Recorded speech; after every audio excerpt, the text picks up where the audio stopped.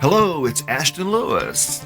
And I'm Daphne Lynn. And you are listening to the NDE WORLD Podcast.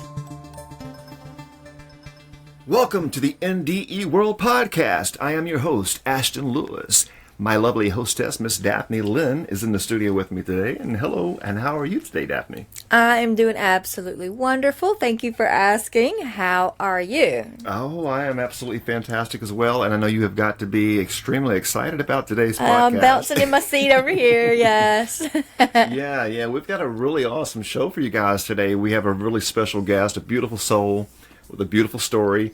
And we have the privilege to be able to sit down and have an actually audio conversation with her, and she was able to share a lot of really awesome information with us, and I'm so looking forward to sharing it with all you guys. And yes. For those of you who are new, by the way, welcome, and those who are returning, welcome back, and don't forget to go to the website. That's NDE.world for more information on who we are and what we do, and again, that is NDE.world.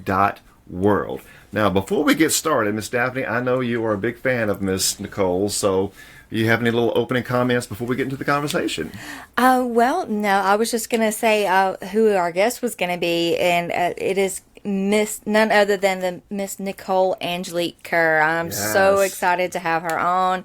I just have to say this, in reaching out to her, after I'd sent it, I looked up and saw her name, and I'm like, oh my gosh, that's Nicole. Yes. So I have read her book, and I have markings all throughout this book. I love this book. It was one of the very first books that I read in my learning about near-death experiences and just life on the other side. And it is truly enlightening and can help transform lives. Nicole is a 100% disabled veteran. You know, she had experienced a lot while she was in the military. So, wow, yeah. So, yeah, and in doing the research, you know, disabled veterans, every day there are like 22 veterans that are committing suicide. Really reach out to them from your heart and, you know, ask them if there's any way that you can be of service to them, since they have, you know, been of service to the country. So, you know, and then fully, you know, do what you can to fulfill what they ask of you. Absolutely. That's just beautiful. Yes, guys. So take it to heart and keep this in mind. We're all in this together, okay? Exactly. And, you know, these people stand up for you. It's your turn to stand up for them. But yeah, she has a lot of information in this book. I highly suggest it. It is You Are Deathless. It's a near-death experience, taught me how to fully live and not fear death. Highly recommended, guys. Go out and get it. We're going to give you the information where you can actually get the book at, and her contact information and everything. So before we get started, why don't we just go ahead and go into the actual review, and then we'll kind of, you know, take it from there. How's that sound? Sounds great. Okay, guys, let's go ahead and roll it and share this beautiful experience with Miss Nicole, this moment in time. And again, Nicole, thank you so much. We appreciate you. We send our love and blessings, and to all of you out there as well. And without further ado, let's roll them. Here we go. And we are rolling.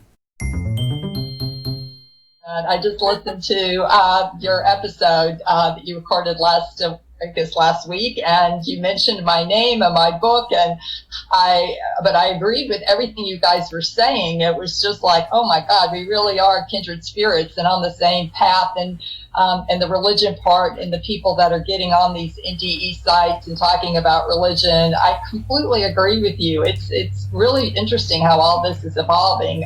So well done, you two, is what my message is to you. Keep it up. Wow, thank you so much.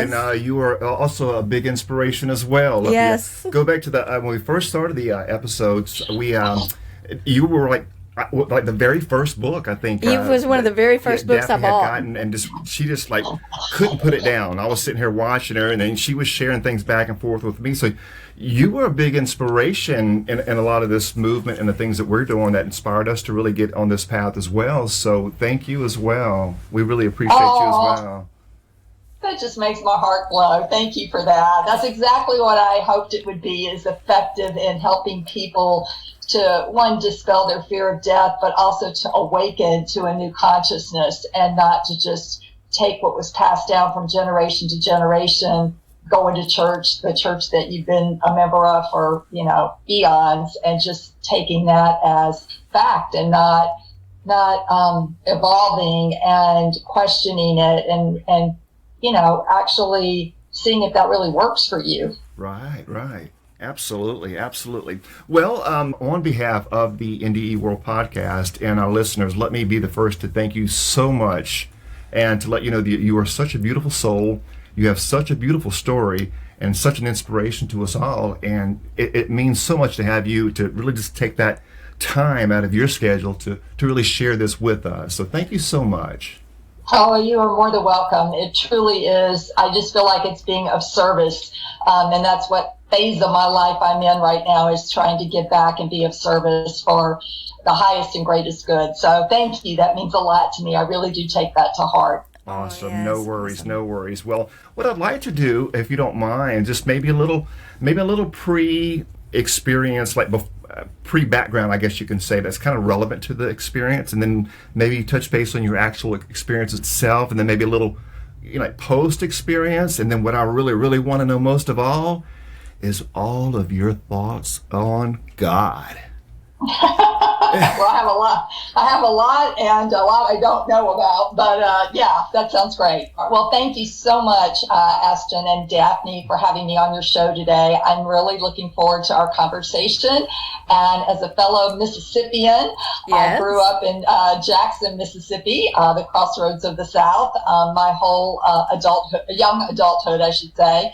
And those were my formative years. So I know the South and the Deep South really well. And of course, I grew up, like most everybody else, very religious, straight in the Bible Belt, and very conservative household. My dad was in the Marine Corps, and so he was very, I would say, dogmatically positioned in how we were raised, very black and white. The Bible has the 10 Commandments. Well, he had his own 10 Commandments as well. And the first one was, that you don't get to spend the night with other people, because in his view, nothing good came out of staying up all night and not being able to do your chores on Saturday. So that never happened for us. So, a lot of things that people grow up taking as givens, we certainly didn't and had to earn it. So very, I would say, controlling. I never went on a date. My dad didn't believe in dating. So a lot of my beliefs originated with their belief systems, my parents, of course, as we all do, and then the church. My mother was Lutheran and my dad was Southern Baptist. So the thing about church, when people ask me about that, is I just had so much of it, you guys. Going to both churches. You had to do the Lutheran church in the morning, the Baptist church at night, and then the Baptist church on Wednesday. And then when the revivals came during the summer, we had to pack a pew, and our family was 6 people, so we usually packed a pew. But it was confusing as a young child growing up with both of those denominations, because they both had a God who was both dualistic, and that meaning he was loving and kind and protective on one side, but then there were those rules, and if you broke the rules, then you were a bad person and you were going to hell if you did not repent. So very fear-based. So I grew up fearing not only my father, but fearing God, because if I wasn't a good girl, I, of course, like any child, did not want to be sent to hell and be abandoned by my family. That is just the worst thing a child could face, is abandonment by their own family. So, of course, if you're growing up in this fear, that is running your nervous system. And we can talk about that later and why that is such a detriment to you growing up when you're raised in a fear-based environment. But I was a people pleaser, like most of us in the South. Daphne, I think you could probably resonate with that. You grow up to, you pretzel yourself, literally configure yourself to say what you think the other person wants to hear. So you're never developing your own authenticity, your own voice, your own truth. And you're doing this because you don't want the blowback from that person. You don't want the conflict that might ensue if you actually spoke your truth or said no or put up a boundary. But, even that may be a survival skill when you're younger. But as you get older, you start realizing a lot of these identities that we take on really do harm us. And we have to put to death, actually, those identities. And people pleasing is one of the hardest ones to put to death, because you condition people that you're going to do this. And when you start saying no, you're disrupting, the way the relationship is. And a lot of times they fall away. And that's really hard when, especially if you've had a long-term relationship or someone in your family of origin. So that's kind of the way I grew up. My parents decided to put us in public schools during junior high. So I was actually in the 70s buzzed in to a all black school. It was 99% African American. And coming from parochial schools, that was a big shock to me. And then halfway through my junior year, I got out of the public schools and went back into a private school and finished out my year and a half. So I did have an understanding of what was going on in terms of racism, discrimination, segregation, all that before in my bubble I wasn't aware of. And I think that happens to us all as we grow up in this homogenous bubble of everybody else is doing the same thing. We're all going to the same churches, we're all going to the same schools. So we're basically not being exposed to other beliefs, other experiences that other people have. And so that was kind of me. I did ballet, I did piano, I did all those kind of things. I was a teen board model, and then I became 17 magazine. I don't even, Daphne, do you remember that magazine? Yes, ma'am.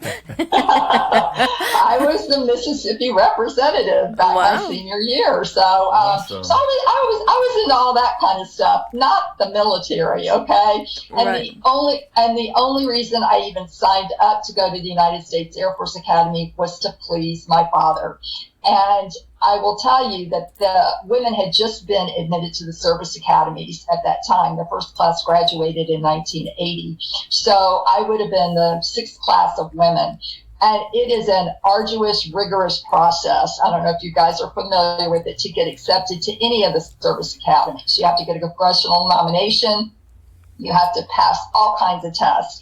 And I went through it, and I just didn't think I was going to pass. And so in April of my senior year, the principal calls out over the speaker to the whole school, Nicole, come to the office. And of course, I'm like, oh God, what did I do this time? Right. And he said, Representative Dowdy's on the phone. And I listened, and he said, Nicole, congratulations, you're reporting for duty on June 27th, which was 42 years ago, basically right about this time. And welcome to the United States Air Force Academy. And I was like, wow. I said, oh shit. I said, I can't believe this. And I honestly could not believe it. I didn't think I was going to make it.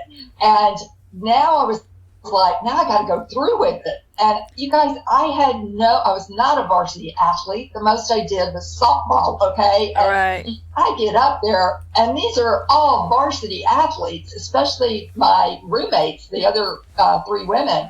And I'm going, oh my gosh, boot camp kicked me in the butt. And I was in remedial, I knew when I got up there the first 3 weeks that this was not the place for my soul. And the thing is, and I don't know about you guys, but when I was growing up, failure was not an option. You were not allowed to quit anything. Right. So I don't know how much you hated piano or whatever it is that you were taking lessons. You had to complete it. You had to, you just didn't take it once and say, I don't like this, I'm out of here. That was not allowed. And so I couldn't deal with the shame, the humiliation, the embarrassment, the feeling of less than, not good enough that would come if I told my father, I can't hack this. I don't want this. I was hacking it barely, but I didn't want it. I didn't want that life. And I just couldn't do it. So I endured a lot of harassment, a lot of abuse, sexual abuse, physical abuse, mental abuse, the first year. And then I started my second year, and I was just getting in deeper, and I knew it. And I still, at that point, couldn't say, this is not for me. I want out. So that is when my soul took over. And it's interesting about manifestation and what you think about a lot, because I was in fear that whole time. The fear your first year of, if you get caught for doing anything wrong, you get in trouble. If I don't make it through the obstacle course, I was just living in fear of being kicked out or failing or whatever it is. And that is what I started into again my second year, because everything just got harder, actually, academically and militarily.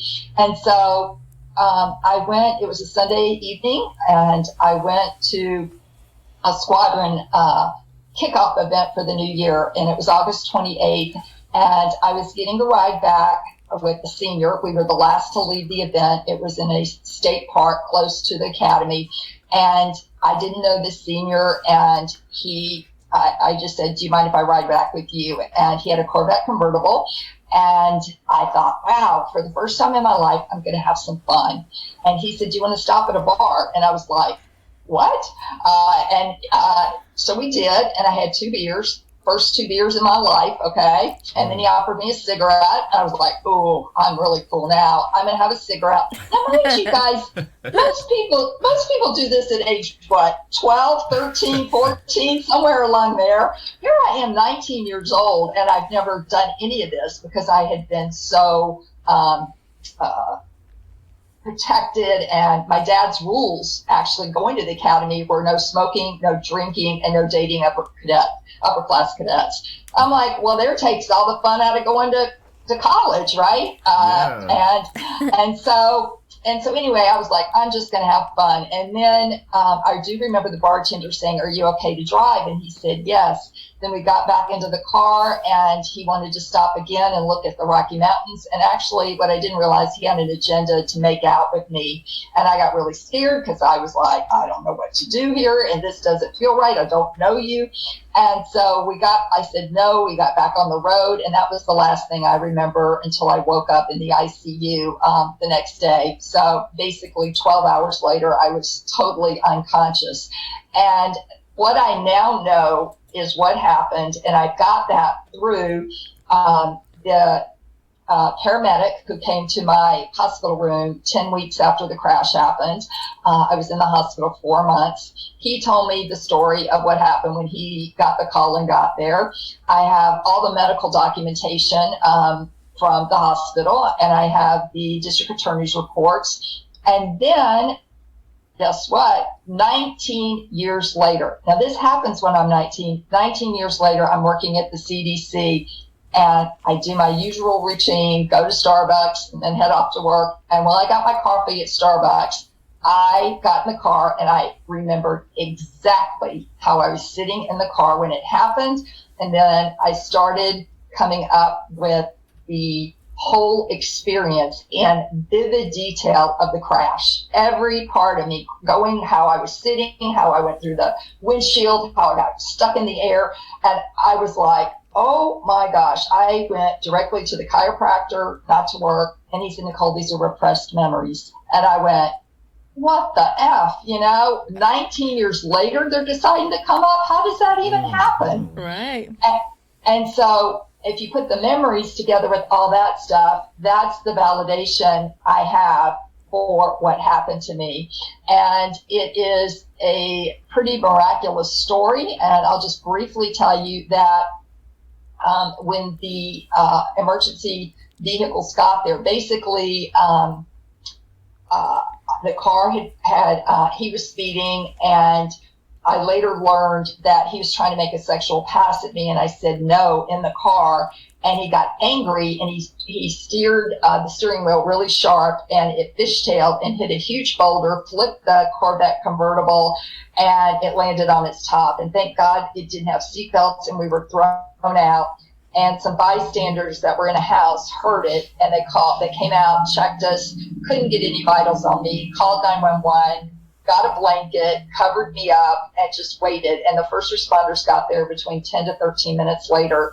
And the one that I credit, I believe in angels, okay? I believe they appear in many ways. And just as I had encountered an angel beyond the veil, which I'll talk about in a minute, I have known angels here on earth. And that night of my crash, there were at least 3 on duty, and that was my physician, the EMT, and the nurse that was with me the entire 4 months. Wow. John, who was the EMT, he was a former Navy SEAL. He looked me over, could not get any vitals, okay? And he decided to do a sternal knuckle press, which I don't know if you guys know what that is, but you just take your knuckles and you go up your sternum, and it's designed to elicit pain in the body. At that point, the only sign he could get from me was my right pupil dilated. Okay, it flinched. And he knew I was alive, so he immediately got pressure pants on me, and they were able to get a blood pressure of 60/0 at that point. Wow. Now, that's half dead, right? Because 120/80 is normal. So I was still barely in and out of it. And then they got me into the ambulance and did CPR on me for the next 20 minutes. And if you know anything about doing CPR, that is a long time to do CPR on somebody. And the survivability with CPR is very low. And it's we're getting more people trained in it now, but it really is not a high percentage that gets saved from that. But I want to tell you, this is really interesting about the eye. Do you guys know of that phrase, your eyes are the window to your soul? Yes, ma'am. I've always said that. Yes. Okay. So we have to understand, and this may be an alternative view for some of your listeners, but we are energy, and we have an energy body. And upon death, that energy body cracks open from the top down, and your soul is released from it. And so that is what is giving you, they call it your chi or your breath of life. And that's what keeps you breathing, that energy. And so it moves on. That's your soul. And so what I remembered was when I died is an angel came and took me to the other side. And that, I kind of got frozen when I was recalling the memory. And I could see my body hitting the earth, and I knew I was going to die. I just knew it, and I cried out, "Oh my God, help me!" And that's when the angel came. And in the book, I call him Casper the Friendly Ghost. Now I know it. Now I actually know that it was my grandfather on my paternal side, because he came to me right after the book was published and said, "I'm your angel," but there's some circumstances around that he had to wait until we were the same age and understood the situation, that he was able to come and let me know that it really was a deceased loved one on the other side that came in angelic form to save me. And so my soul left me then. And then when I was told I was coming back, I was like, I don't want to come back and get in that body, because I have no idea if she's going to be able to be independent or dependent on my parents, which I did not want, and what my physical limitations would be, what my mental health would be. I just didn't, my injuries were massive.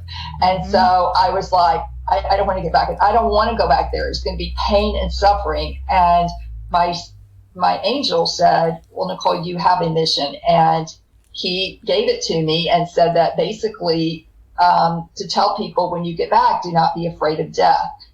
And you guys, that seems like quite a simple message, but it's taken me almost 4 decades to understand what that looks like for me.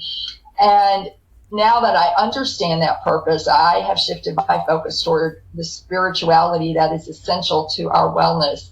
And that is why I wrote the book, You Are Deathless, and have put it out there and have started to talk about death.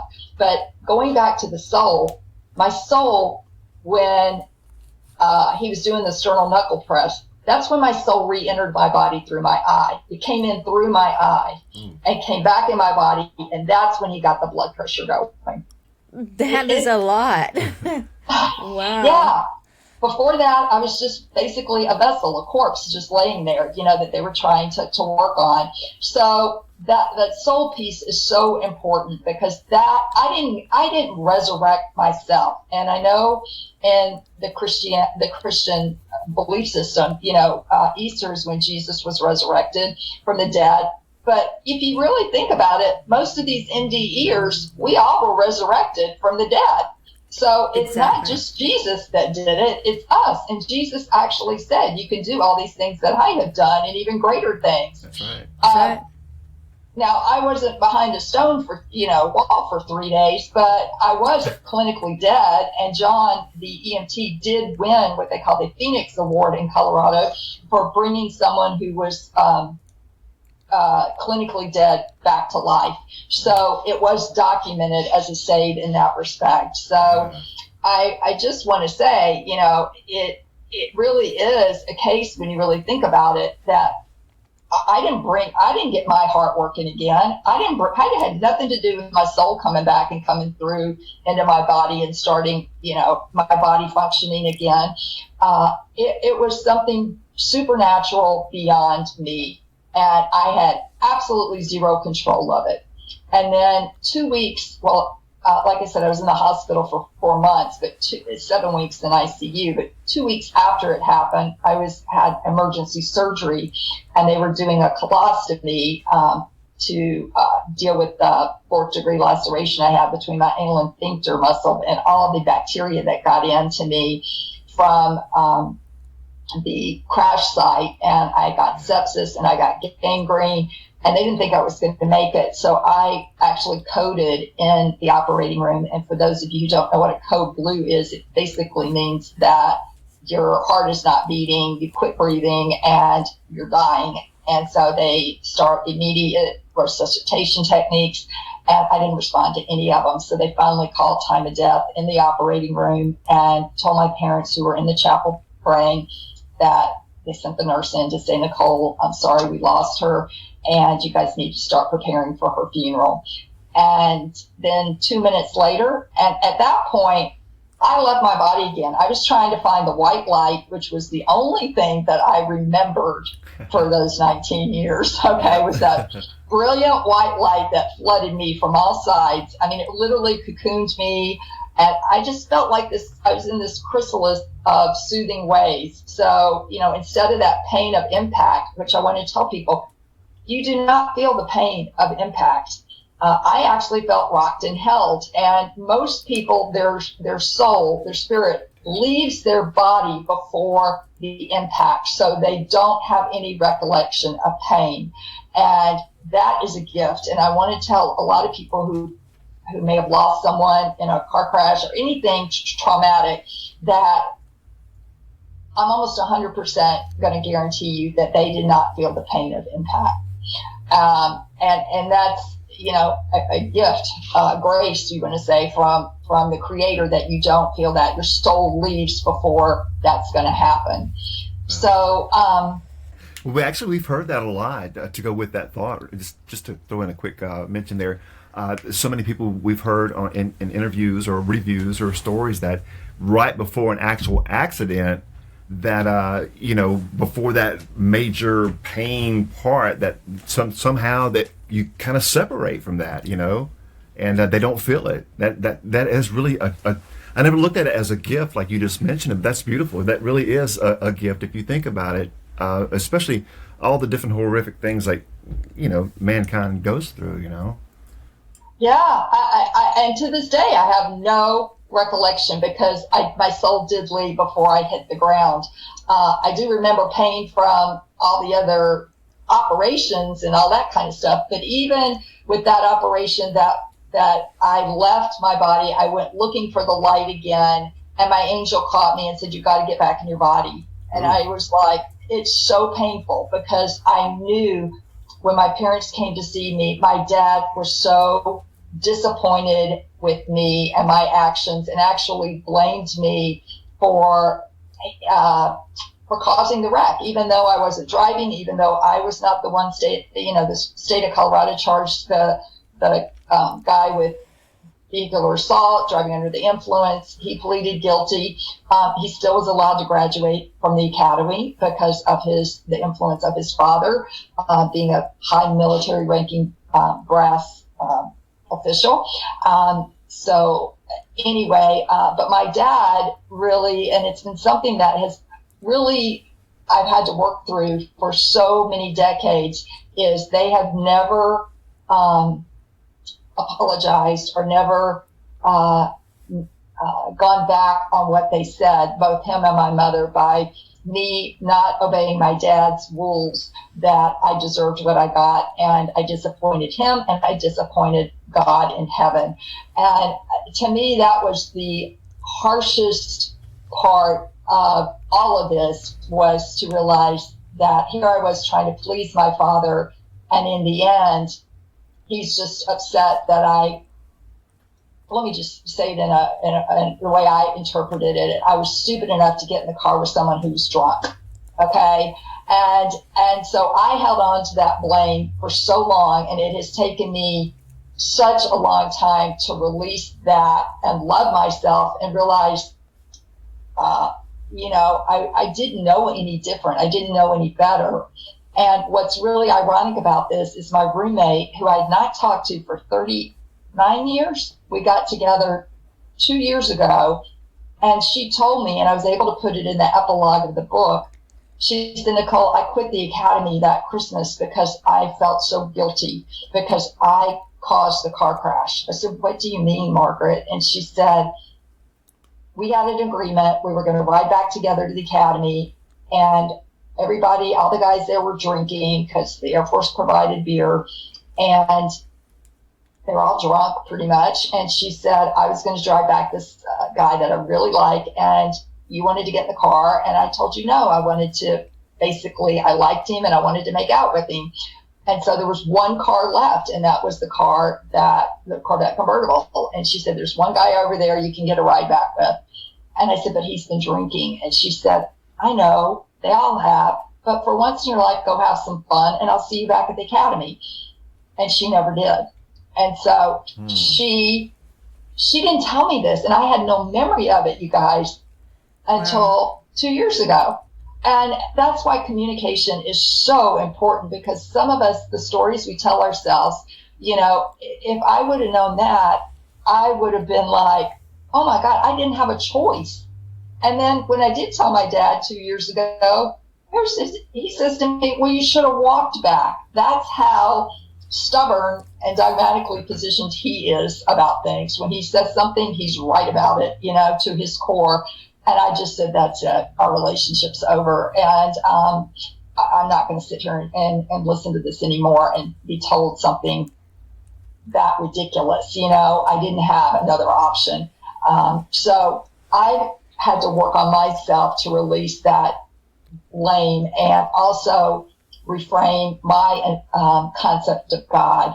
And that has been a 20-year journey for me to keep evolving with my concept of God.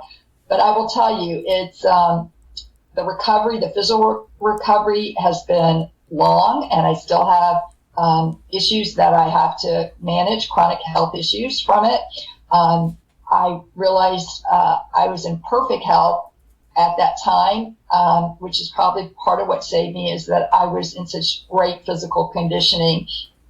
But it's been very difficult to realize at 19 that you have a colostomy and you never even had sex, and you go, oh my God, what's this guy going to think when he sees this? That's how a 19-year-old thinks, is that your physical image is what matter, the outer world, not the inner world. And of course, I went through a long period of time. My parents told the doctor, when he said Nicole needs to see a psychiatrist and a psychologist, she's been through massive trauma. My mother said, Jesus is our psychiatrist and a psychologist, and she doesn't need any mental health care. And I just want to tell your listeners, that's not true. Okay, Jesus, I love Jesus. Jesus is a way shower to me. I wish we could all emulate how he lived. We would not be in the situation we're in this country today with the hatred, the anger, the divisiveness, all of this, if we all lived our lives like Jesus. I mean, Right. So that aside, Jesus never came to my sofa and said, Nicole, let's talk about your trauma. So as a result, and I talk a lot in my book about trauma and repressed memories because it's so important. All of us have had some trauma in our life, but you have to deal with those trauma wounds in order to heal, to align your mind, body, spirit, and soul, which is what the goal is. And to be in alignment is going to elevate you to that self-consciousness and awareness of who you really are, to remember your truth about who you are instead of your spiritual amnesia of forgetting your true self, which we all get when we're born. We just forget that. Mm-hmm. Yeah. Part of the game. Yeah. Yeah. So as a result of that, if you don't get help, your body is going to cope with it in an unhealthy way. And for me, that became compulsive overeating.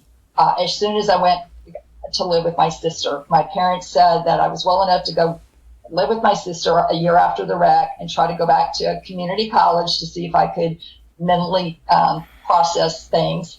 And when I went to live with her, I moved from Mississippi to Texas.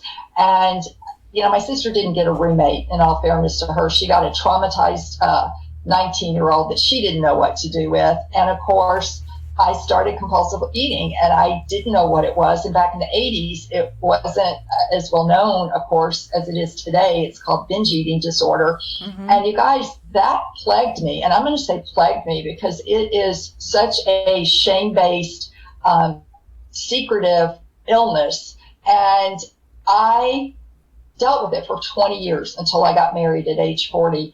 And what's interesting is, we kind of go into areas that we have issues with. So I went into the field of nutrition and became a dietitian, thinking I could fix my own eating disorder, not realizing it was not about the food. It was about the psychology and the blame that I felt and the self-hatred for doing something, quote, so stupid, and it was really, that's 20 years of my life I lived like that. I lived alone. I went to work, and just since I didn't have my memory back, I was in this kind of wasteland, wandering from church to church, trying to find a sense of God. But I didn't have the memory of what it was like on the other side. And when that came back, that's when my healing really accelerated. And I started really on the path of my spiritual transformative experience. That makes sense. Yes, it does. And in your book, I have read the book, and I love the book, by the way. So thank you. If you don't mind, would you share some of your memories that came back of your near-death experience? Sure. Yeah. So when I remember going to the other side, this angel came and took me, like I said, up to let's just call it heaven, okay? And up there, you have to understand you're in this energy form. So it's like, how Casper, the friendly ghost, is kind of translucent. You can see through him. And that's what I felt. There were shapes, and I could understand. They weren't talking in English, but I knew there were two angels right next to me. And it's through telepathy and through vibration, and you have these other sensory inputs that are causing you to be able to understand what beings are saying up there. And they were very specific, and they said that they wanted to help us, meaning us humans here on Earth, but we have to ask first. And unless it's an emergency like it was in my situation where it was life or death, then they will intervene on your behalf.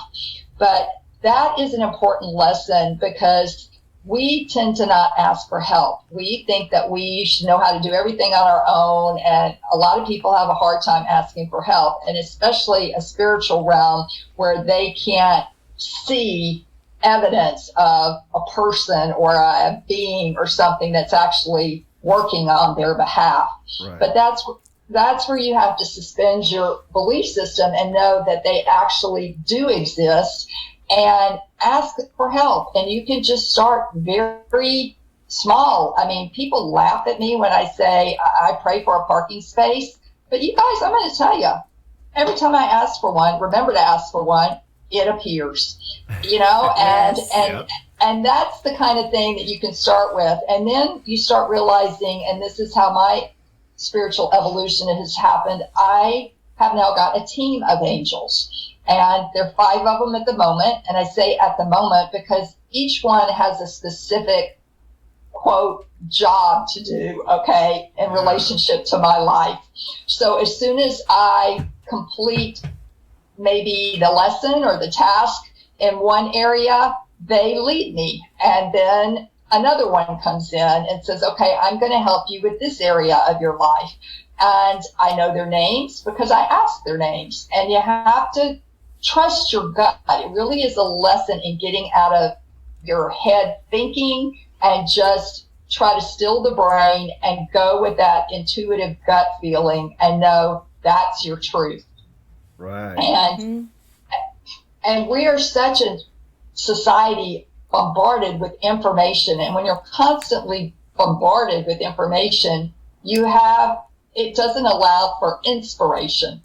And so that is something that you have to start really, I guess, being aware of, is all the incoming messages you're getting, and start finding time for yourself to meditate or to pray or communicate, whatever you want, however it works for you, but to get in touch with that intuitive part of yourself to help it make decisions for you. And I will tell you, if you're in fear, you're not going to be able to do that, because fear and worry are 2 of the lowest vibrations that we have in terms of emotions. And when you're in fear, and you guys talked about this on your last podcast, when you're in fear, you lose clarity. Right. And if you think about it, fear is coming from that part of your brain that's the amygdala, the fight, flight, freeze part. And that's what operated my life, my whole life. You know, I can't disappoint my father. I can't say no to him. I can't rebel. I can't do any of that because I would be punished. So, in order to regain control of your clarity, you got to address your fears. And so many of them are unconscious. They're just programmed. We only live at between 3 to 5% consciousness. The rest of us is on this pre-programmed agenda, or this pre-programmed plan that we have lived our whole life. And if you think about it, you guys, I mean, our fears are mostly irrational. They're not the truth, and they come from the existence. And you guys talk a lot about this, about limiting beliefs. Yes. So our limiting beliefs, you know, cause us to perceive things that are not right. Thus, it is activating these irrational fears. So you have got to start addressing the limiting belief systems. And one of the big ones for me was my concept of God. That was, when my memory came back, I was so clear that how I had been raised and the God I had been raised with, which was basically God is a vending machine. Do you know what I mean when I say that? Yeah, I think you kind of covered this in your book in one of your chapters. Like, what you put in the vending machine, you're putting in good rewards or good tokens, and then you getting back rewards for that. Is kind of like what you're saying? Yes, exactly. Okay, you put in the behavior, you punch the Coca-Cola button, you expect Coke to come out, whether you prayed it or whatever, you did the good works. And then what happens when it doesn't, when a Mountain Dew comes out or nothing comes out of the machine, you know, then the church puts it on you that you're the problem. You did something wrong for the Coke not to come out as a Coke. And that's where it gets really hard, because you can't argue with the church. You can't, I mean, religious addiction, in my opinion, is the hardest one. You can't rationalize with anybody that, I mean, there's no win there. There's no way to win there. And right. I know that from my personal experience with my parents, who are religious addicts. But I want to tell you why I brought up the fear and the worry, when you're in that state, of course, spirit can't get through when you're filled with fear. So that is why it's really important to start unpacking and addressing your fears, and to really get clear. You've got to be in this prefrontal cortex, the top of your forehead there, and that parasympathetic state, in order to get calm and to relax and to digest. But so many of us are running on the sympathetic, that fight, flight, or fear, that we're never going to make those decisions that are in clarity, that are for our highest and greatest good. We're making them out of the worry and fear part, which is not going to be it's not going to help transform you. So the other thing about clarity, when you get clarity, and you guys may have experienced this, you realize that everything in the universe happens for you, not to you. That's right. Correct. That's right. Mm-hmm. And there's a big difference when people say, this is always happening to me. They're the victim, but if you really look at them, they're a warrior, and they're constantly negative and in fear, because this is always happening to me, right? And one good sign that you're in fear, and we've all been there, is you want to fix and control another person or the situation. And you always need to pull it back and go, oh, okay, what is it about me that I'm projecting on to someone else, that I want to fix them and I want to control them? We have to release that. I mean, even, and I've seen this, the churches teach you have to fear God, and that lowers your vibration about life in general, but also about the afterlife. Exactly. And that's what I guess I would sum up my experience, that God is love, period. No strings attached, unconditional love. That's right. If there is a organization or a religion or anything that is teaching you to fear God, in my opinion, that is man-made, designed to control you, and it is not of God. In my experience, where I'm at now, God is this intelligence, creative, energetic force that is not causing any of the maladies that are afflicting the world today. That it is not causing the war in Israel and Gaza or any other war. It is not causing the political situation that we're in. We are in these situations because we have something called free will, and we get to choose. But that has been the biggest gift to me, because when you're not in fear, you're free. You're absolutely free of all of those rules and conditions and beliefs that were never yours to begin with. They were usually passed down generationally or ancestrally. Mm-hmm. That's right. And you have to start coming to your own conclusion, your own what works for you in terms of a relationship with a God. And why on earth, and I will tell you this, pets go to heaven, okay? People ask me all the time, do your pets go to heaven? Well, if pets make you happy, which I know everyone that has a pet, it brings them such love, probably the closest they'll get to unconditional love that they'll ever experience. Why wouldn't the creator of this beautiful world not allow that soul to go to heaven as well, and be there for you when you go to the other side? So yes, your pets definitely will be up there in heaven or on the other side with you. They'll be in soul form, but you'll be able to recognize them. Absolutely. And go ahead.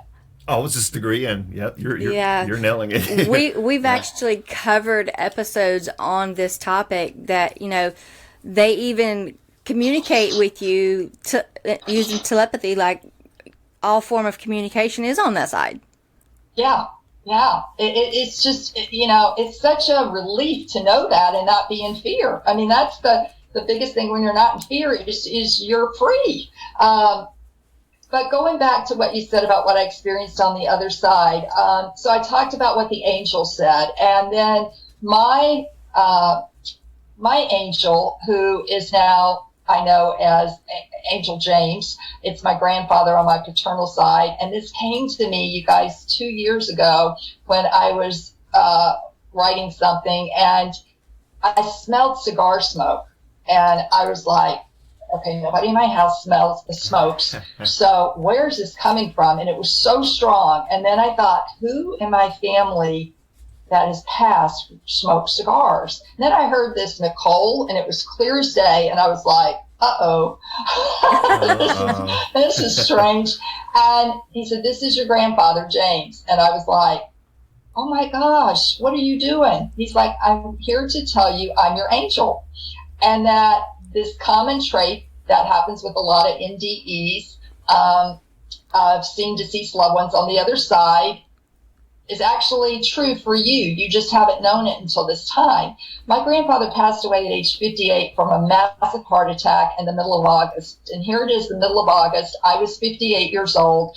And he came to tell me that it was now time for me to know who he was and what role he has in my life. On earth, he was an alcoholic. And the guy that was driving the car was found out to be an alcoholic as well. And he said to me, I saw your suffering. I saw your pain. I saw the abuse you went through. I saw how you wanted out of there so desperately, but you couldn't just quit, with the shame of that. And so he said, I took you up when the car crash happens, and I said, I would be with you until you pass away again. Your final time, but otherwise I'm going to be like a military angel. I'm going to protect you and be with you until you completed what you need to on this side. Awesome. And yeah. I was just like, oh my gosh. And I knew it was a male figure. I knew it was in its 30s, but I didn't have him as the angel. So that it was so like unbelievably amazing to me. And that's how you can communicate with the spirits of loved ones and other people on the other side. We are not alone, and we're never alone. And that's a common lesson from NDEs. We just have to understand that us not being alone means not another human may not be around us, but the spiritual realm with guides and angels and ascended masters and everybody that's on that side is really up there to help us. And they are with us. And even when we pass, that's when you connect with them the greatest, because you're transitioning between this realm and the spiritual realm. That's amazing. So, yeah, isn't that cool? Yeah, yes, most definitely. You've talked about it a couple of different times about you have to ask your angels and your guides to help you, because they can't interfere unless it's like life-saving. You actually reminded me of another book that I had read, Ask Your Guide. So you're touching on all these things that I'm so familiar with, so it all resonates to my core. What you're saying, did you have these spiritual gifts before your accident? No. Well, I had them. I just had not unlocked them. Okay. We all have them. It's whether or not we unlock them and use them and train them, and like a muscle, use it and have that relationship, ongoing relationship with your angels, with your guides. It's not a one-off kind of deal. You have to realize that it's an evolution, and all of our souls are at different levels. Okay, some of us, when you see a baby and you look at it, you go, man, that's an old soul. The face of the baby looks old, like they had been here before. Mature, yeah. I mean, there's a reason we say that expression, because they come in and they've had multiple incarnations, either on usually planet Earth, and they're coming in more evolved and ready to be the light worker or the transformer that they contracted to be before they came in. And then you'll see other babies, they look, like the Gerber baby, like, okay, this one's new to Earth, and maybe they're coming from another planet, which there is such a thing as interplanetary incarnation. Yeah. Yes. we would be very remiss to think there's not other forms of life out there. Oh, yeah. Because there are, yeah. And so they're coming from places that have a higher vibration, that there's more respect for humanity and for each other and for Mother Earth and all sentient beings. So they come here to try to help raise the vibration, and many of them are flabbergasted at the way we treat each other here. And it's very difficult for them to live here, A, because they're very sensitive, and B, they don't understand why we do this to one another and why we do this to planet Earth and destroy her and these things that we've been given, and share resource instead of being selfish and consuming so much. It's really unbelievable. But I do want to say, Daphne, when you asked me that question, on the other side of death, when I left my body, God had been all around me. And that's kind of like that white light. God was in me, God was me, and I was God. And, God was presence and fullness and oneness. But most of all, and this is what I want to say, is God was love. Pure, that no strings attached, open arms love. And in that state of being, you suddenly receive forgiveness from, like, my dad, who was a really stern father, for my, quote, mistakes. But here's the deal. My mistakes, they didn't exist, because on the other side, you are not judged. Now that is a whopper for someone, because we're taught we are judged, right, but right. We're not judged. We do have a life review, but that is very different from being judged, because you have to understand the terms bad and good are earth terms. Correct. We created those words to evaluate ourselves and others here on earth. They do not carry over to the other side. They don't exist. So everything over there is beyond good. It's beyond great. There's not even words for it. And I wanted to say that nothing I had done on earth needed to be weighed or measured. And the life that I just left behind, my short 19 years, it told a story, but just as the many I've lived in different, realms. I had been in here before, and I honestly felt like an astronaut floating in outer space, filled with awe and wonder. And I love that word awe, because if you look at the definition, going back to fear, in the 1600s, fear in the Bible meant awe and reverence. But just as we do with a lot of words over decades and over, generations, the word gets a different meaning. And so instead of being in awe and reverence to God, which is what most NDEs experience, fear now has become making people afraid of. Right. So they fear God, which is not what that word originally meant and how it was translated to mean in the Bible. So I really do want people to know that that is what I felt. And, it's hard to put it in words, actually, the whole experience over there. We don't have the earth language, the vocabulary to talk about, like, there's more colors over there than all the colors in the Crayola box, or the big box, right? Or for us women, all the different shades of nail polish that there are when you go, it's beyond comprehension, the colors. And, with our eyes, we can only see what's in front of us, and maybe 45 degrees on each side. But on the other side, you're able to see all 360 at one time, and the vision all coming in together. So it's you got to just realize we're so limited here in terms of what we can experience, but that experience of being on the other side has made me question my upbringing and the concepts that I was given by the church. Yes. Yeah. And I will tell you that they were wrong. They were wrong to instill such a degree of fear in people that they became terrified. Okay? Terrified to do anything wrong.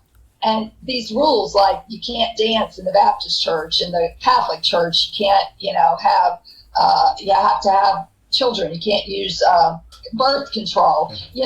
All of these things made people's lives so difficult and traumatic if they, had unprotected sex, and then, it was like, now they got to have the baby. I mean, there's so many issues with it, and it conditioned people into just being sheep instead of becoming aware and questioning and realizing you're your own being. You're not here for somebody else. You're here to evolve your soul and to learn to love yourself. Loving ourselves and others is the most important thing we can do. I'm going to repeat that. Loving ourselves, and I mean working toward that unconditional love of self, taking the word shame out of your vocabulary. No shoulding yourself or others, okay, people? None. Right. And it's also the source of all that exists. So when we say source, higher power, God, whatever you want to acquire or say, that is God. It is love. It is all that matters and all that exists. And we have to understand that everything and everyone is connected. That's another lesson, that we are one consciousness. And I really appreciate that all these NDEers are putting their stories out there, because my own experience, along with hundreds of thousands of others, is 100% different than what a lot of authors will write, that death is cloaked in a veil of doom and gloom. And we have a cloud of depression and negativity around it throughout our culture and society, but that death is absolute beauty, light, loving kindness, and this peace that really does pass all understanding on the other side. And I hope people can start, and that's why my book, I really want it to be used in book clubs, because I want us to start changing the worldview, vibration, and cultural misunderstandings surrounding death. And to do this, we have to start addressing the difficulties getting there, and that's our fears. Mm-hmm. And that's why I talk so much about fears in this podcast and in my book, is because that is the message I was giving, is to not fear death. But when you're in fear, you're not going to live. You're not going to live your life fully. Beautifully said. Well said. Yes. Now, I have a couple of questions. You had mentioned contracts and reincarnation and even life review. Did you have a life review, and can you touch on the other two subjects that I mentioned? Okay, no, I did not have a life review, but I just, for your listeners, to recap, a life review is where we learn how everything that we said, did, and thought during our time here on Earth impacts ourselves, others, and the world. So it's really important what you are doing and how you're affecting others and yourself, because in the life review, you see it played back from the person that you're doing it to. You actually feel that pain.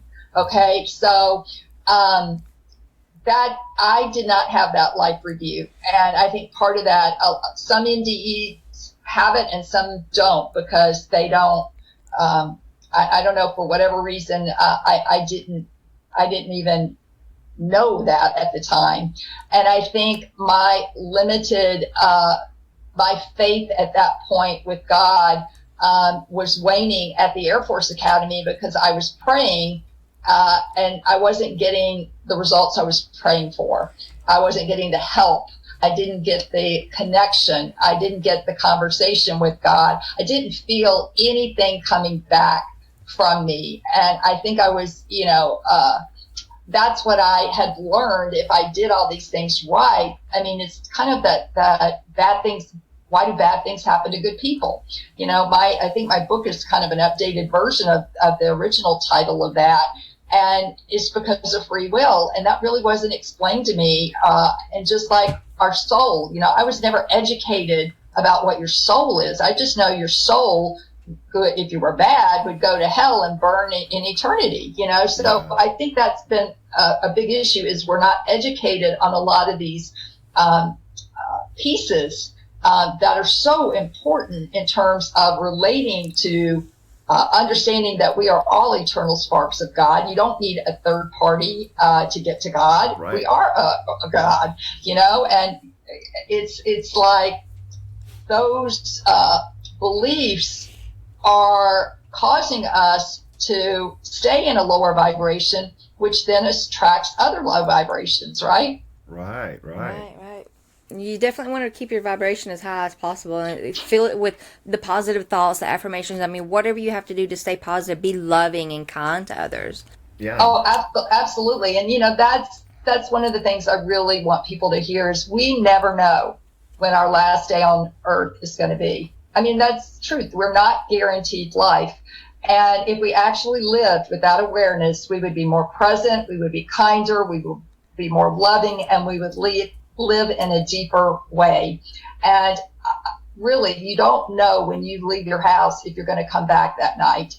And so that's about being present and about being aware that the people that you interact with that day, be loving, be kind. Mm-hmm. You may never see them again, and that puts you in a different energy, in a different state of being. It's a higher vibration.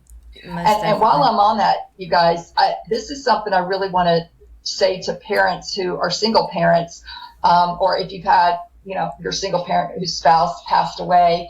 I know my sister had her husband died of ALS when her kids were 10 and 14, and the 10-year-old asked Mom, are you going to die? And she said, and I understand why she said that. She said, no, I'm not going to die. I'm going to be here for you. Everything's going to be fine. And what I want people to understand is that she can't guarantee him that. Okay, nobody can guarantee that you're going to be alive for them. And here's the deal. For children especially, it needs to be age appropriate, but you need to have the conversation with them that, yes, no, I could die. I am healthy. I try to do everything that I need to make sure that nothing's going to happen to me. But accidents happen, situations beyond my control could happen. I could get ill like your dad or something. I don't know.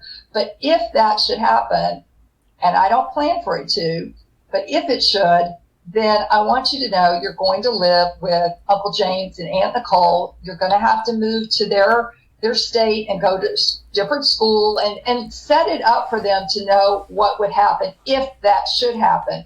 Because I tell you, if something does happen to you, the child is left, first of all, thinking that you lied to them. And second, it's like they have to figure out now how they're going to proceed with life because you didn't tell them what the plan would be. And so that's being honest about death, that it's going to happen to all of us, and we don't know when, we don't have guarantees, but that we live each day to the fullest. And in that, we're being honest in the conversation, and we're talking about it, and we're preparing for it. Because if you think about all the major transitions in our life, getting married, having kids, I mean, you go to classes, you go to counseling, you go to all these things to prepare for these major transitions, but we don't do it about death. Right. Think about that. Yeah. That's pretty deep. Now, you had also mentioned earlier, just a few minutes ago, about being present. So many people are so either stuck in the past for whatever reason, or planning for the future, and the head is here and heart's there, and everything going every direction. But there's so many people are missing out on the present, the here and the now. What is your take on that? On how to be present, how to really live in the now and enjoy the now? Well, that's a really good question because we have so many devices now, different screens is what I call them, but mainly our cell phones, that they're addictive. And, Ashton, you have to realize that when something is addictive, you're having to deal with the kit and caboodle that comes around addiction, and that keeps you from being present. Because you're off looking at CNN, or you're off looking at Amazon, or you're off looking at whatever site it is that you're going to. And so you're not being present. And parents are not, when they're always on their phone, and then they tell their kids, don't spend all your time on your phone, but yet they're doing it. So they have to realize that they are modeling the behavior for their children.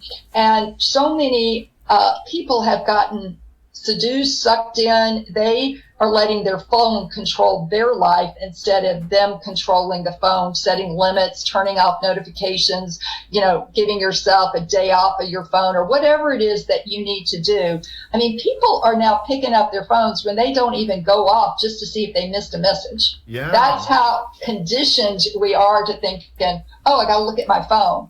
And heaven forbid you lose your phone. That is a major crisis. It's funny with Maslow's hierarchy of needs. On the bottom, it used to be food, shelter, clothing as the basic needs for human life. Uh-huh. Well, I've added another bar, and it's called batteries for the internet. Because if you don't have your charger or your batteries to charge your phone, you want to see people get really stressed out They go into and a state. anxious. Yeah, that's what they need to live with, is they need that battery and they need that charge. But yeah, it's hard to, it's a challenge, but just like with anything, when you become aware of it, that's the first step in behavior change. And that you have to decide who's in charge here. Is it my phone? Is it all these distractions? Or is it me? And you have to say, this is what I want. I want to look at myself and be in the present, plan for the future, and take care of all the trauma from the past. Otherwise, that triggers you in the present day and takes you back to the past unconsciously. And then you go into behaviors like compulsive eating or drinking or shopping or whatever. And that just numbs you out. So I think we have a lot of people numbing themselves out as well. Yes. That's you really see that more than ever. Nomophobic is the type of person that to go with that thought from what I'm understanding. I guess maybe you want to look into it. Nomophobia is the actual. It has gotten so bad, the telephone addiction, that they've actually created a medical condition for it. It's a nomophobia, and those who are addicted to cell phones are nomophobics.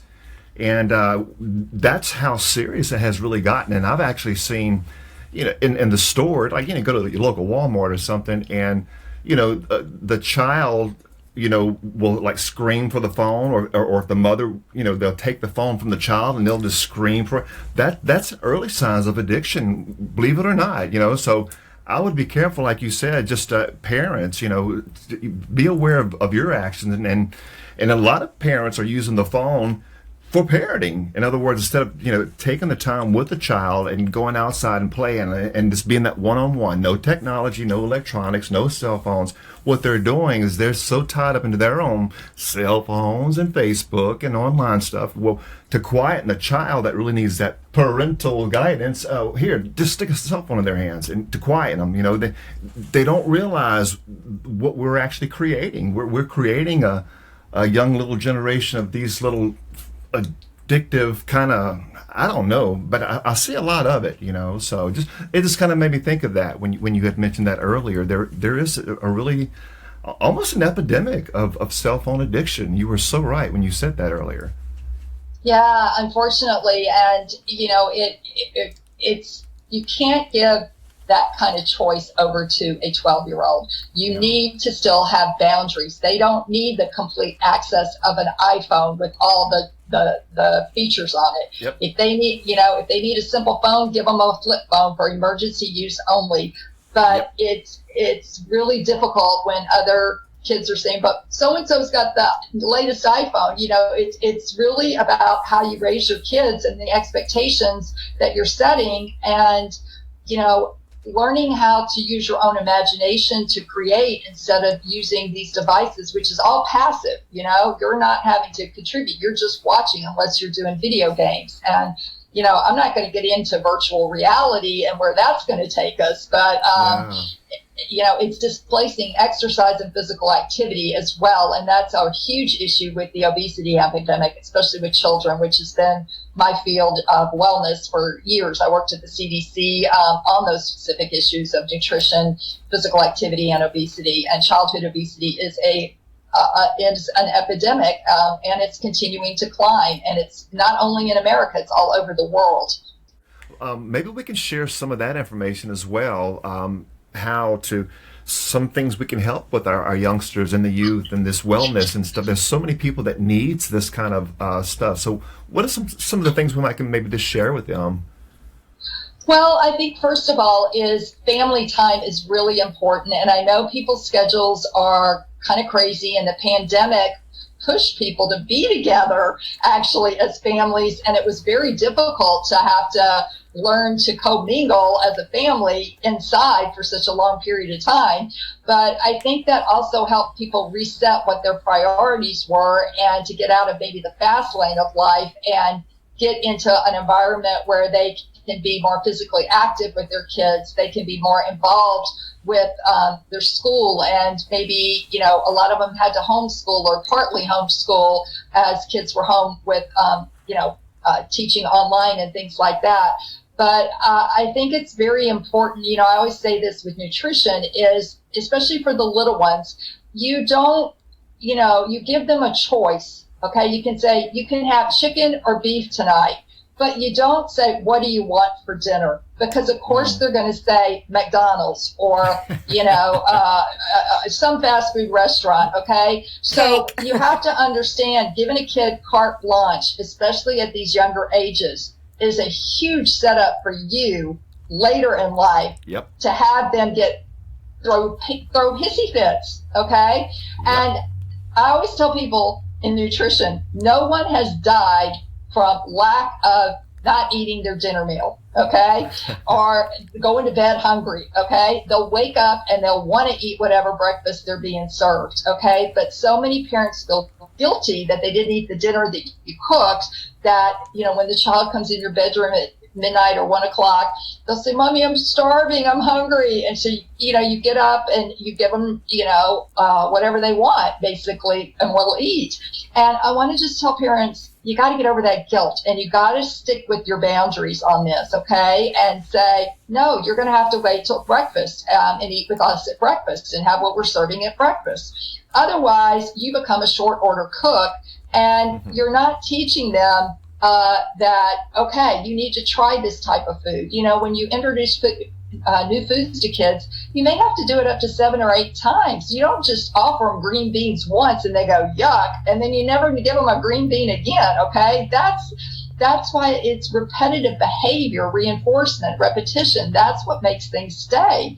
And it's been a very, me helping parents, especially with nutrition strategies, and eating vegetables and fruits, we need to start eating it ourselves and be the example, and that's what's offered. And if you don't want what's offered, well, then you have to wait for the next time that something's being offered, and it may be an apple instead of the pear you didn't want. So you change it up for them, but you don't give them carte blanche. That's right. I totally agree. Agree. Now, Miss Nicole, you are the author of You Are Deathless, and which is an amazing book, by the way. And when we first started out the podcast, I kind of touched base on it earlier. It was one of the first ones we was inspired by, and Daphne used to quote it all the time on the earlier programs. And it's been just a blast to be able to actually talk to you in person. And you've got such a beautiful energy about you. What I'd like to know, is there a place where people can find your book or information about you or contact information? Because you've got a lot to offer, and I don't know if you got maybe some sites or anything we can maybe share with the listeners. Absolutely. You can find my website, www.NicoleKerr, that's KERR.com. I will send you the first chapter, the beginning of the book, for free. It details the car accident. I did narrate it for Audible using my own voice, which was a trip. So you can find it under Audible, and all the photos that I have in the book, including pictures of the car crash, the newspaper articles, they're all on my website under book images. And you can also find a lot of podcasts and the contact form there as well. My book is available on Amazon, on Barnes & Noble, and at your independent bookstores.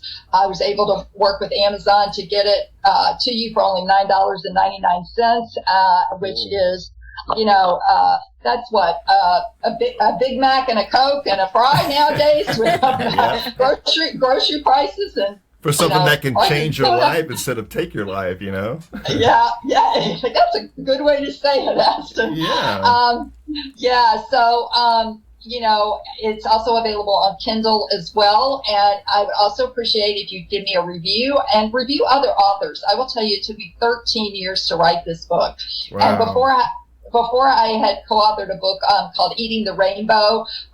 That's available for free on Smashwords. I can give you the contact for that, Sure. But it gives you some tips for eating, basic nutrition information as well. And I think it's important for people. I understand people are doing, quote, the best they can, but if you start raising your awareness, and that is going to be the first sign of behavior change, because you don't want to feel like you've been feeling before, and you have to do something different. You have to change things, or things will not get better for you. You will not actualize the life that you truly want, and the reason why you're really here, to be the being that you were created to be.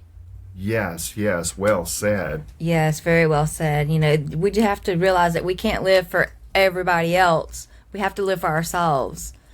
Yeah, and that is not always easy when you got other people who think they know what's best for you. Your whole life, they're telling you that. Yeah. Well, I do have I guess a final question for you. Words of wisdom for our listeners pertaining to life, death, the afterlife. What big would picture, you? yeah. The big picture. What are your words of wisdom Words for our of listeners? wisdom. I guess my words of wisdom it goes back to love. That's what I really experienced on the other side, was the infinity of love, and how we are in our soul essence perfect. We are radiant, we're glorious, we're eternal. Our spirit goes on. This isn't our first rodeo. And to really start becoming aware of what your belief systems are that are sabotaging you from becoming the being who you want to be. And then to start changing them, and start changing your energy and your attitudes and your beliefs about them. Well said. Beautifully said.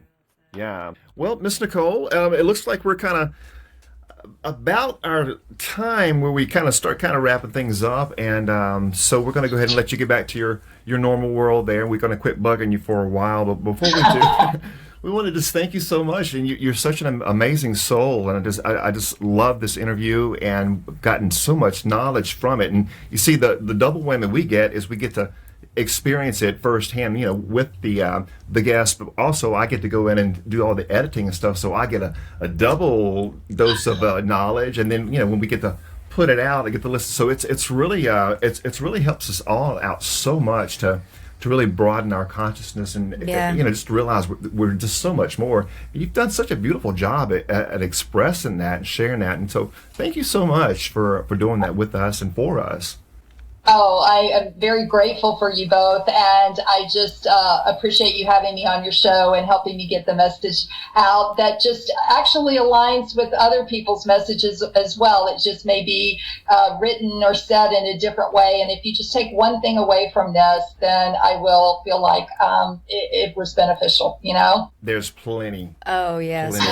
definitely. Yes, and I definitely want to say thank you again, as well as your energy is radiating through this phone. So after all you've been through, the love and the energy that you still portray is absolutely wonderful. Keep and thank up, you sister. for that. Keep it up. Yes. Oh, you guys, I love you. I haven't met you, but I love your energy, your spirit, your soul. It's just beautiful. We You love as you well. too, Yes, and we I'm love sure you. we have met somewhere. It just might have been another realm, That's right. somewhere, but kindred spirits, for sure. Awesome. Well, Miss Nicole, are any kind of final things there, or Daphne, or anyone? I think we got a really good. I feel really good about it. It went really smooth and a lot of good information. So if you guys feel good, I feel good, and maybe we'll kind of ease up from there and. Yeah. Beautiful, Awesome. beautiful. Well, listen, love, you have yourself an awesome day. And again, thank you so much on behalf of the NDE World Podcast and our listeners. And peace, love, and blessings be with you so much, Nicole. Thank you. We appreciate you so much, love. And may the highest of the highest goodness and greatness be with you, love. Oh, thank you. And ditto to you guys. Thank you so much. Thank you so much, Nicole. We love you. We'll talk to you soon. Have a great day. Okay. Aloha. Okay. Bye-bye. Bye. Okay, Miss Daphne, any comments on that? No, let me rephrase. Miss Daphne, where do we start on something like that? Isn't that amazing? Oh Yes, my gosh. yes. Okay, you first. Go ahead. Go ahead. Yes, even though she's been through the traumas that she has from the accident and surgeries and healing from traumas and therapies and everything. Psychological traumas, growing Yes, up and stuff like that. she has so much knowledge to share with us. I mean, it is just amazing the energy that flows from her and the love. I truly felt it in our conversation with her, and I truly appreciate our time with her. Absolutely, absolutely. And the beauty of it is, the just the realization, and so many of us can relate, especially myself. It's like a lot of the stuff she was saying in the interview. It's like, wow, she's describing me and my life and how I was raised, how I was brought up. Exactly, yeah. And like she said, she had a father. He did the best he can do with his own love and his own, understanding of life. It was more of a kind of a, I guess, religious or more disciplinary type. Anyway, I could relate to that. And so just the reality, guys, for anybody who's had any kind of, upbringing or just toughness or hardcore or whatever, just love and know that they were there for you to do the best they can do, but realize that it's so much bigger on the other side, that life is so much bigger. And, I just love that, the love, the way she just really emphasized the love, that unconditional love. That's really resonated with me, Yeah, and it really comes down to self-love as well. When you can love yourself, you can love others. It's kind of like one of our recent guests said that, if you can look in the mirror and tell you that you love yourself, and really mean it and really resonate and really feel that. It makes it seem kind of weird to some people, I need to try it myself. Maybe that'll help me out.